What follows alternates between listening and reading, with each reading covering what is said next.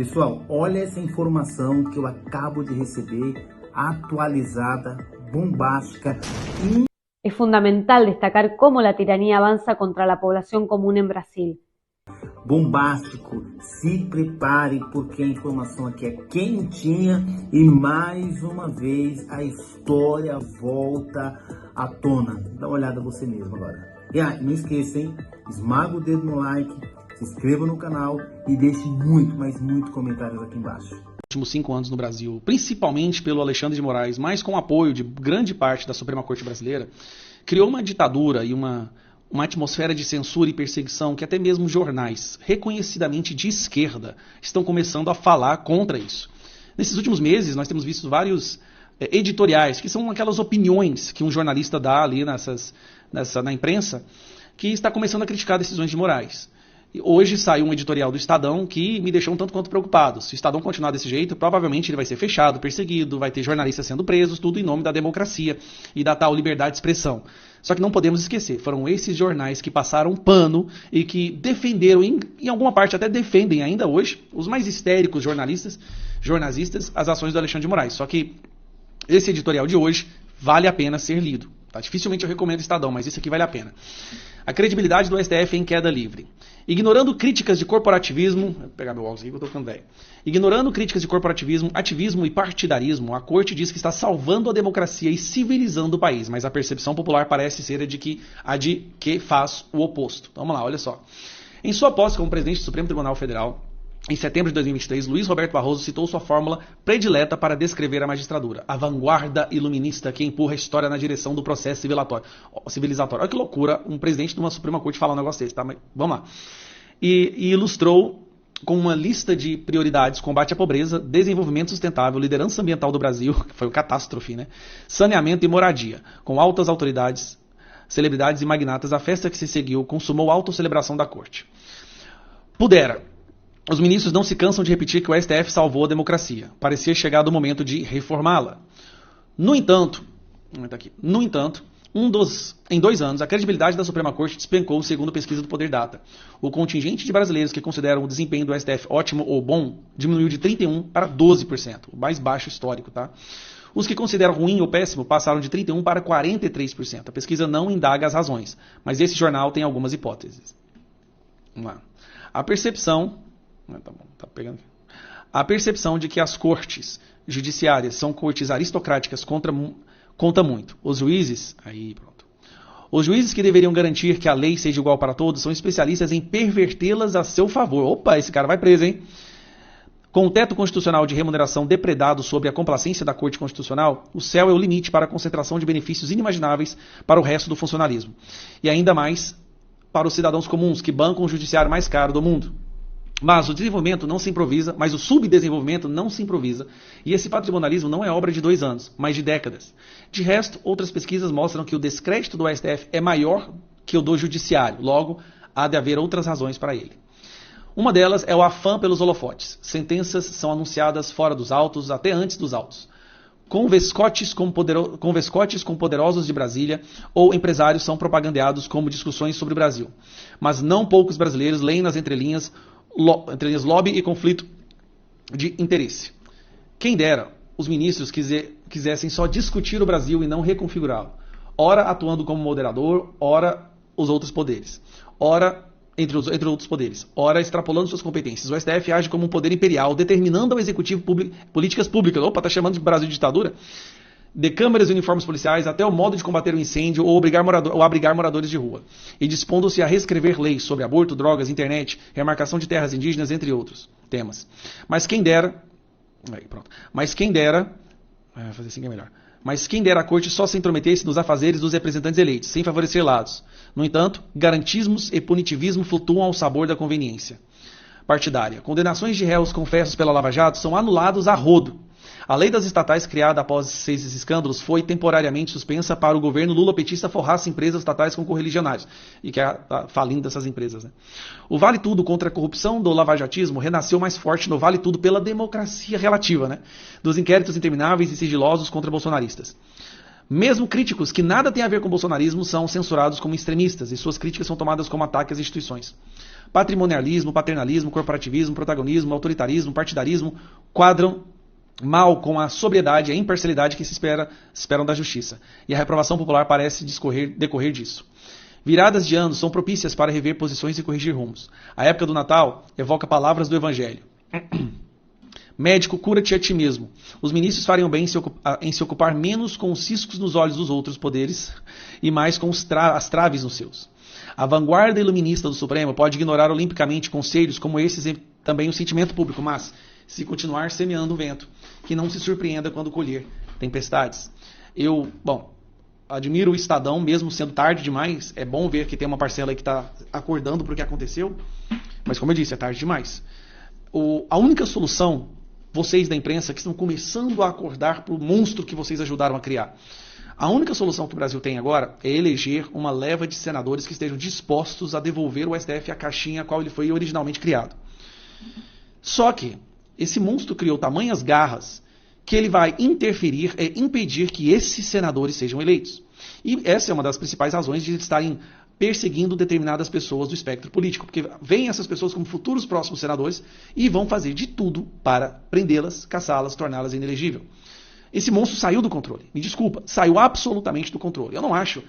obviamente, o Brasil vai sofrer algumas sanções agora e vai ser visto internacionalmente pelo que ele realmente é, uma ditadura. Contribuída por vocês, tá? A contribuição da imprensa para deixar o Brasil como está hoje, sem a imprensa isso não teria acontecido. É por isso que, infelizmente, jornalistas, quando estão nas ruas, indo a qualquer lugar, acabam ouvindo a verdade, ouvindo o que o povo brasileiro pensa. E aí acha que é um ataque à democracia. O que por si só já é uma loucura. A imprensa acha que eles são a democracia. A imprensa ajudou a destruir a democracia. Uma parcela dela está acordando para o que aconteceu, só que agora já é tarde demais. Só se todos trabalharem de forma uníssona, em sintonia, a gente consegue resgatar esse Brasil. Mas, sinceramente, que entre para a história que a imprensa brasileira foi a imprensa que contribuiu para a instauração de uma das mais persecutórias ditaduras que a América Latina já viu. A imprensa, gente, que foi criada para evitar que isso acontecesse, tá? Para servir como um quarto poder, para fiscalizar, para denunciar. A imprensa contribuiu para formar uma ditadura. Olha a loucura do sequestro ideológico que a gente vê hoje na imprensa. É por isso que ninguém confia mais na imprensa. Como Elon Musk mesmo disse, né? Hoje as pessoas buscam informação de fontes individuais, alternativas, de pessoas comuns, que pegam um celular, um computador e falam a verdade. Um abraço. E sempre foi assim, Brown, não só no Supremo Tribunal Federal, com esses dados que você traz aqui, são do jornal O Globo, salvo engano, como também no Tribunal Superior Eleitoral, quando Alexandre de Moraes presidiu as últimas eleições para presidente da República, governadores e Congresso e Assembleias Estaduais em 2022. À época, eu me recordo que eram questões de pouquíssimos minutos e a decisão já saía, pronta. O ministro Alexandre de Moraes já expedia a sua decisão. No Supremo Tribunal Federal não é diferente. Parece que a capa importa, sim, para ele e para a sua equipe, repito, falei isso agora há pouco, há um grupo, são auxiliares, ninguém é capaz de conduzir 21 inquéritos, por exemplo, de forma solitária, sozinho. Não, ele tem uma equipe e parece que todos seguem e rezam a mesma cartilha. Mas o ponto é, são inquéritos, são decisões justas? Aí fica a pergunta. Porque a resposta para essa pergunta, e aqui ninguém está querendo ser juiz da vez de lugar nenhum, nem bacharel em direito eu sou, mas a pergunta que fica é, determinadas pessoas que estão sendo investigadas e condenadas pelo Supremo Tribunal Federal, a última corte recursal do país, a corte guardiã da Carta Magna, deveriam estar sendo julgadas pelo Supremo Tribunal Federal? É no gabinete do ministro Alexandre de Moraes que esses inquéritos, investigações, chame como quiser, deveriam estar? Não, porque não são pessoas que têm prerrogativa de foro. O Supremo Tribunal Federal deve investigar, por exemplo, políticos, deputados, senadores, ministros, mas não é o caso. Você tem lá o CPF de um vendedor ambulante, de um vendedor de cachorro-quente, de um office boy, de uma dona de casa. Pessoas que estão sendo condenadas sem direito à ampla defesa.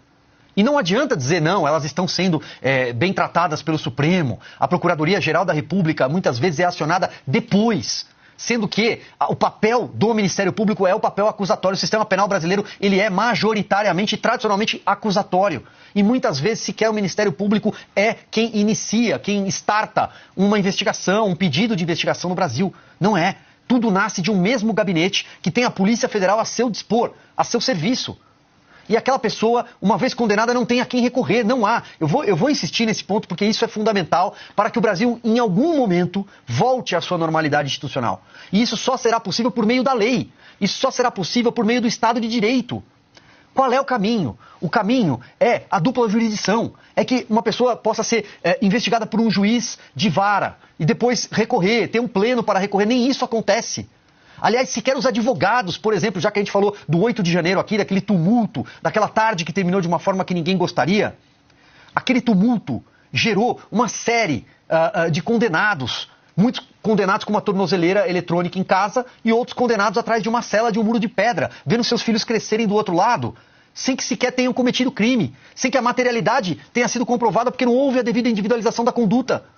E a pergunta é para quem eles vão recorrer? Só resta Deus. Porque não há a quem recorrer.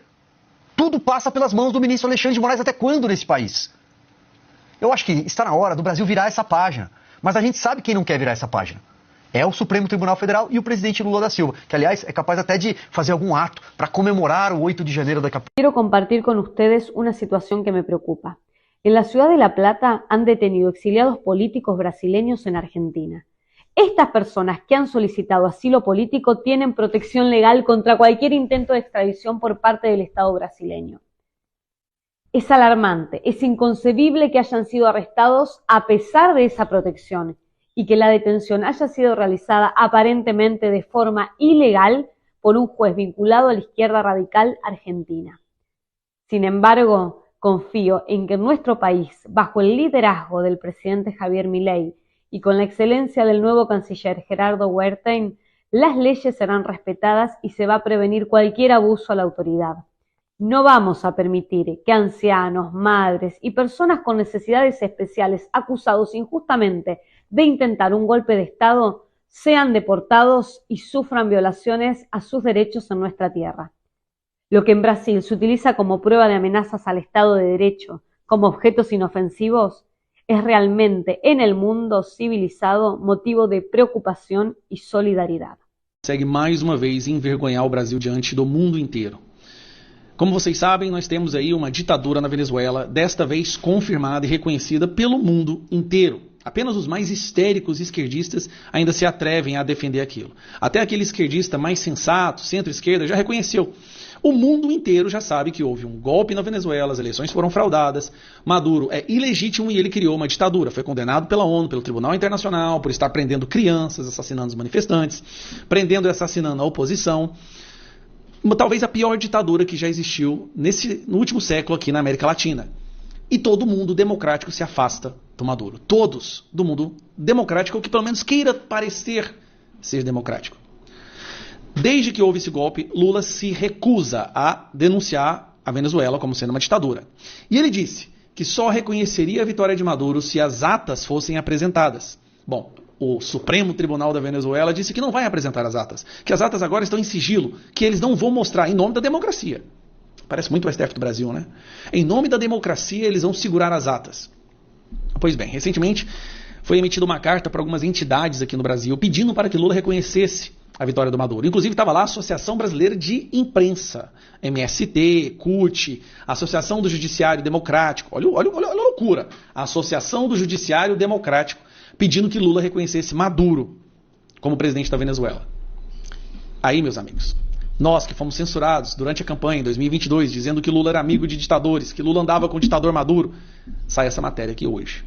Governo Lula decide enviar representante para a posse de Maduro na Venezuela. O governo do Luiz Inácio Ladrão da Silva decidiu estar presente na posse do presidente da Venezuela. Olha como que a imprensa chama ele de presidente, hein? Não é ditador não, curioso, né? Nicolás Maduro no dia 10 de janeiro. A informação foi confirmada ao UOL por fontes do Itamaraty, que indicam que caberá ao diplomata do Brasil em Caracas representar o país. Olha que curioso. Lula está mandando representante, ou seja, está corroborando, está carimbando, chancelando mais uma ditadura. Aquele grupo que diz que luta pela democracia no Brasil está chancelando uma ditadura sanguinária aqui do nosso lado. Inclusive milhões de venezuelanos já fugiram de lá para vir para o Brasil. Ou o que eles não sabiam, que talvez estavam entrando em um país que pode se tornar pior que a Venezuela. O STF daqui já faz exatamente a mesma coisa que o STF de lá, que é o Supremo Tribunal de Justiça de lá. Mas é exatamente, eu não sei quem copia quem mais, tá? Criminalizar a oposição, censurar, culpar Elon Musk, culpar as redes sociais, culpar a liberdade de expressão pelo declínio da democracia. É impressionante a similaridade. Agora, o Lula chegou ao extremo mesmo. Assim, ele não tá nem aí para mais nada. Tá nem aí, vai mandar um representante para esse... Isso aqui é um criminoso, condenado nos Estados Unidos, é um narcotraficante, psicopata, sanguinário. Eu não estou exagerando em nada que eu estou falando. Inclusive, tem condenações dele por tribunais internacionais. E o Lula vai mandar um representante para a posse do... E aí que eu acho bonita a imprensa falar isso, do presidente da Venezuela. É, meu amigo. O presidente da... A Venezuela agora tem presidente. Não é ditador que matou a oposição, não. Isso aqui é vergonhoso. Aí quer saber uma das partes mais curiosas? Lula não pretende mandar nenhum representante para a eleição, para a posse do Donald Trump, que é 10 dias depois, né, dia 20 de janeiro. Para a eleição da democracia americana, onde uma pessoa foi democraticamente eleita, mesmo com todo o sistema contra ele, Lula não vai mandar representante para lá, mas para a Venezuela ele vai mandar um representante. Donald Trump já deixou claro, em vários momentos, que assim que ele assumir, a situação da Venezuela vai ficar muito complicada. E, bom, espero que algo seja feito com a ditadura. Tá tendo uma percepção no mundo inteiro de que os Estados Unidos entende que não tem como viver sozinho no mundo e não tem como eles sobreviverem se a maioria dos países se tornarem ditaduras comunistas ou ditaduras progressistas. E ele parece com a intenção de começar a interferir, assim, de mostrar que não vai ser bem assim. Fazer como eles fizeram durante o período da Guerra Fria. Porque agora, na verdade, está tendo uma guerra. O lado da liberdade está perdendo, o lado da democracia está perdendo, porque a narrativa está toda sequestrada pela imprensa militante. E a impressão que nós estamos tendo é que parece que o Donald Trump, Elon Musk, esse governo agora vai começar a tomar algumas atitudes. Eu espero que isso aconteça, porque se dentro de um país todos os mecanismos já foram sequestrados e, na verdade, quem luta por liberdade e democracia é perseguido, dentro do país é meio que anulada qualquer possibilidade de resgatar a democracia. As ferramentas para que isso pudesse acontecer já foram sequestradas. Então, somente por intervenção internacional. Não, pelo menos é assim que eu vejo. A Venezuela é um claro caso. A população da Venezuela jamais vai conseguir acabar com essa ditadura por conta própria. Esquece. Cuba, esquece. Coreia do Norte, China, não tem a menor possibilidade. O que a gente não pode deixar é que novos países, como o Brasil, se tornem isso também. Na verdade, eu não sei se o Brasil já se tornou. Talvez o Brasil já está além da possibilidade de reverter isso daí. A única esperança que eu tenho agora é eleger senadores com coragem de resolver esse problema em 2026. Abraço.